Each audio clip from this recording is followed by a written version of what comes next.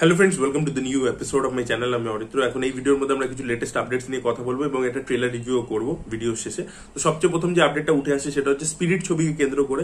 তো এই ছবিতে আমরা প্রথমে শুনেছিলাম যে প্রভাসের নাকি ডাবল রোল থাকতে পারে। তো দেখা যাক সেটা আলটিমেটলি ফাইনালাইজ হয় কিনা। বাট এখন যেটা রিসেন্ট আপডেট উঠে আসে সেটা হচ্ছে যে এই ছবিতে অ্যান্টাগনিস্ট ডুও হিসেবে আমরা দেখতে পেতে চলেছি সैफ এবং কারিনাকে। ইয়েস, তো সैफ আলী খান তো বহু ছবিতে অ্যান্টাগনিস্ট হয়েছে। যে দেবরা ছবিটা আসছে তাতে সে অলরেডি অ্যান্টাগনিস্ট প্লে করছে। তার আগে তানাজিতে সে করেছে, ওমকারাতে করেছে এবং করিনা কাপুরকে চিরকাল আমরা হিরোইনের চরিত্রে দেখেছি। এবার সैफ কারিনা দুজনেই প্লে করবে অ্যান্টাগনিস্ট এই ছবিতে এবং তারা অ্যান্টাগনিস্ট ডুও। তো মাইট বি তারা হয়তো মানে অন স্ক্রিনেও আর কি হাজব্যান্ড ওয়াইফ প্লে করবে এবং সেখানেও তারা ভিলেন হবে আর কি। তো এই জিনিসটা কিন্তু খুব ইন্টারেস্টিং একটা ব্যাপার। তো সন্দীপ রেড্ডি বাংলা কিন্তু অ্যাকচুয়ালিতে এই ধরনের আনইউজুয়াল জিনিসপত্র করতে পারে এবং পছন্দও করে, যেটা আর কি সচরাচর লোকে ভাববে না। তো আমরা সैफ কারিনাকে হিরোইন হিসেবে ভাবতে পারি, বা সैफকে খালি ভিলেন হিসেবে ভাবতে পারি, বা কারিনা কাপুরকে একটু ভ্যামিশ রোলে ভাবতে পারি, যেটা হয়তো ফিদা বলে একটা ছবি হয়েছিল শাহিদ কাপুরের, তাতে কিন্তু কারিনা কিন্তু বেশ ভালো অ্যান্টাগনিস্ট প্লে করেছিল।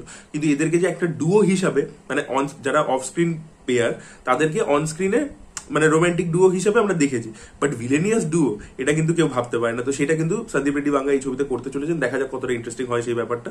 ভিডিওর পরবর্তী আপডেটটা হচ্ছে মৈনাক ভৌমিককে নিয়ে। তো তিনি একটা ছবি করছেন ভাগ্যলক্ষ্মী বলে, যেটা শুটিং অলরেডি স্টার্ট হয়ে গেছে। এই ছবিতে আমরা সোলাঙ্কি এবং ঋতিক চক্রবর্তীকে দেখতে পাবো। ছবির প্রডিউসার নতুন এবং ছবিটা নাকি একটা টান থ্রিলার ছবি হবে। এর পরবর্তী আপডেটটা হচ্ছে আমির খানকে নিয়ে। তো অলরেডি আপনাদেরকে কালকে একটা ভিডিওতে আপডেট দিয়েছিলাম যে আমির খান রাজকুমার সন্তোষীর সাথে একটা কমেডি ফিল্ম করছে যেখানে টাইম লুপের কনসেপ্ট থাকবে। এছাড়া আমির খানের কি কি আপকামিং প্রজেক্টস আছে যেগুলোর কথাবার্তা চলছে সেটারই আপডেট দেবো। তো সবচেয়ে প্রথমে তার জোয়া আক্তারের সাথে একটা ছবির জন্য কথাবার্তা চলছে, এখনো ডিসকাশন লেভেলে আছে। এছাড়া ম্যাডক ফিল্মসের দীনেশ বিজানের সাথেও তার কথাবার্তা চলছে একটা ছবি নিয়ে। এবং এছাড়া সাউথ ইন্ডিয়ান দুজন বড় ডিরেক্টরের সাথেও তার কথাবার্তা চলছে প্যান ইন্ডিয়া ফিল্মসের জন্য। এবার দেখা যাক। আমির খান কিন্তু অত তাড়াতাড়ি সহজে একটা ছবিকে হ্যাঁ বলে দেন না, তিনি সময় নেন, তিনি মাল্টিপল সিটিং করেন। স্ক্রিপ্টে যতক্ষণ স্ক্রিন প্লে তার লক হচ্ছে না ততক্ষণ কিন্তু তিনি হ্যাঁ বলেন না। তো দেখা যাক ম্যাডক ফিল্মসের সাথে নাকি জোয়া আক্তারের সাথে নাকি কোনো সাউথ ইন্ডিয়ান বড় অ্যাকশন ফিল্ম দিয়ে মানে আমির খান নিয়ে আসে, নাকি রাজকুমার সন্তোষীর সাথে তিনি ছবিটা করেন, সেটাই দেখার মতো বিষয় হবে। তো অক্ষয় কুমারের সারফিরা বলে ছবিটা, সেই ছবিটা কিন্তু এমনি ভালো হয়েছিল, বাট ছবিটা বক্স অফিসে চলেনি। তো আলটিমেটলি ছবিটা ওটিটি প্ল্যাটফর্মে আসছে, ডিজনি প্লাস হটস্টারে 11 অক্টোবর থেকে এই ছবিটা স্ট্রিম করবে।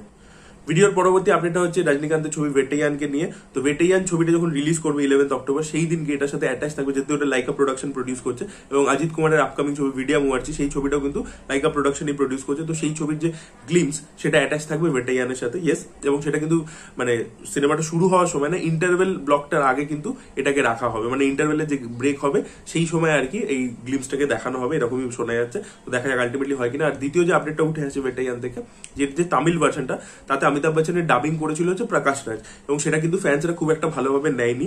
তারা কিন্তু যেহেতু অমিতাভ বচ্চনের ভয়েসটা সিগনেচার এবং প্রত্যেকে চেনে, তো প্রকাশ রাজ তার গলায় ডাবিং করছে, তো সেটা মানাচ্ছিল না। তো তাই জন্য মেকার্সরা এই ফিডব্যাকটাকে পজিটিভলি নিয়েছে এবং তারা এআই ইউজ করে অমিতাভ বচ্চনের ভয়েসটাকে মানে তৈরি করে রিক্রিয়েট করে তার তামিল ডায়লগস গুলো তারই ভয়েসে করাবে এবং তেলেগু ডায়লগস গুলো তারই ভয়েসে করাবে।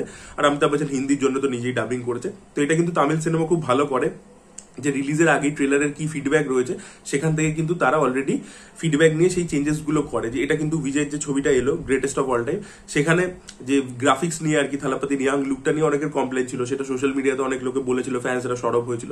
সেটা থেকে ফিডব্যাক নিয়ে কিন্তু সিনেমার মধ্যে তারা গ্রাফিক্সের কাজ কিন্তু অনেক ইম্প্রুভ করেছে। আমি ব্যাকগ্রাউন্ড গ্রাফিক্সের কথা বলছি না, আমি যে ডি এজিংটা করা হয়েছে সেটার ব্যাপারে পার্টিকুলারলি কথা বলছি। পরবর্তী আপডেটটা হচ্ছে সিংহমাগেনকে কেন্দ্র করে। তো এই ছবিটাতে রামায়ণের রেফারেন্স থাকবে, এটা আপনাদেরকে আগেই আপডেট দিয়েছিলাম। এবার শোনা যাচ্ছে অর্জুন কাপুরের যে ক্যারেক্টারটা ডেঞ্জার লঙ্কা এর নাম হতে চলেছে ক্যারেক্টারটা, এটা ক্যারেক্টারটা নাকি পুরোপুরি রাবণের ওপরই বেসড। রাবণ যা যা অ্যাক্টিভিটি করেছে রামায়ণের মধ্যে, সেই অ্যাক্টিভিটি গুলোকেই কোথাও একটা আজকে মডার্ন ডেতে আমরা অর্জুন কাপুরকে করতে দেখতে পাবো। তো দেখা যাক আলটিমেটলি এই যে রামায়ণের রেফারেন্সটা আনা হয়েছে এটা কত ইম্প্যাক্টফুলি কাজ করে এই ইউনিভার্সের মধ্যে। ভিডিওর পরবর্তী আপডেটটা হচ্ছে ভাবি 2 কে নিয়ে, মানে তৃপ্তি দিমড়িকে নিয়ে। তো তৃপ্তি দিমড়ি আরো একটা ছবি সাইন করে ফেলেছে, যেটা একটা ড্রামা কমেডি ফিল্ম হবে। ছবিটাতে তৃপ্তি দিমড়ির সাথে সাথে আমরা দেখতে পাবো হচ্ছে মাধুরী দীক্ষিতকে। ছবিটা শুটিং শুরু হবে নেক্সট ইয়ার মার্চ থেকে আর কি, 2025 মার্চ থেকে শুটিং শুরু হয়ে যাবে। এবং ছবিটা ডিরেক্ট করবেন সুরেশ ত্রিবেণী, যিনি এর আগে তুমারি সুলুর মতো ক্রিটিক্যালি অ্যাক্লেম ছবি বানিয়েছে। এবার আমরা ভিডিওর মধ্যে কথা বলবো হচ্ছে ব্যালেরিনার ট্রেলার নিয়ে, যেটা মানে জন উইকেরই আর কি ইউনিভার্স থেকে বিলং করে। অ্যানা ডি আর্মাস রয়েছে এই ছবির মধ্যে। তো এই ছবিটার কিন্তু ট্রেলারটা আমার ঠিকঠাক লেগেছে, এক্সট্রাঅর্ডিনারি মনে হয়নি, সিরিয়াসলি বলছি। অ্যাকশন দৃশ্য ভালো, কিন্তু এই ধরনের অ্যাকশন দৃশ্য আমরা বহু হলিউড ছবি বা কোরিয়ান ছবিতে দেখে ফেলেছি। তো একটা যে হিটম্যান সে নিজের বদলা নিচ্ছে, ফিমেল হিটম্যান অ্যাসাসিন সে বদলা নিচ্ছে, এই ধরনের কনসেপ্ট কিন্তু আমরা কোরিয়ান ছবিতেও ভিলেনেসেও কিন্তু দেখে ফেলেছি। তো ভিজুয়ালস এর মধ্যে কিন্তু খুব একটা নতুনত্ব পেলাম না। ডেফিনেটলি একটা পার্টিকুলার সিন আছে যেটা আমার খুব ভালো লেগেছে, যে ভিলেন যে সেরকম একটা আগুন ছুটছে আর কি, যে বন্দুকগুলো হয় না যেগুলো আগুন ছোড়ে, সেটা ছুটছে, এবার ও অন্য দিক থেকে একটা ওয়াটার পাইপ নিয়ে এসে সেটাকে মারে। তো একদিকে জল একদিকে আগুন, ওই যে পার্টিকুলার শটটা ছিল ট্রেলারের মধ্যে সেটা খুব ইম্প্যাক্টফুল ছিল, সেটা আমার খুব ভালো লেগেছে। আর এখানে ও ট্রেনিং মন্টাজেস গুলো দেখাচ্ছে, ও ছোট থেকে বড় হয়ে ওঠা, সেই জিনিসপত্রগুলো যেগুলো দেখিয়েছে সেগুলো ভালো লেগেছে। আর ডেফিনেটলি যেখানে ট্রেলারের মধ্যে কিয়ানো রিভসের এন্ট্রি হয় এবং তার ডায়লগটা দেয়, সেটা ডেফিনেটলি একটা গুজবাম মোমেন্ট ছিল, তো সেটা ভালো লেগেছে। বাট ওভারঅল যে ট্রেলারটা এক্সট্রাঅর্ডিনারি মনে হয়, আমি বলছি না খারাপ লেগেছে, ভালোই লাগছে, অ্যাকশন দৃশ্যগুলো ভালোই লাগছে, কিন্তু দিজ আর নাথিং নিউ, মানে এগুলো অলরেডি আমরা দেখে ফেলেছি। তো এখানে মানে নেক্সট লেভেলে নিয়ে যাওয়ার জন্য যে কিছু করা হয়েছে সেটা অ্যাটলিস্ট ট্রেলার লেভেল থেকে বোঝা যাচ্ছিল। তো দেখা যাক কি হয়, সামনের দিনে ছবিটা বেরোলে তখন আরো বেটার বোঝা যাবে যে ইমোশনটা ওয়ার্ক করে কিনা, রিভেঞ্জের ইমোশনটা। আপনাদের কেমন লেগেছে ব্যালেরিনার ট্রেলার অবশ্যই কমেন্ট সেকশনে জানাবেন। এই ভিডিওটা ভালো লেগে থাকলে লাইক করুন, শেয়ার করুন, চ্যানেলটিকে সাবস্ক্রাইব করতে ভুলবেন না। Bye bye.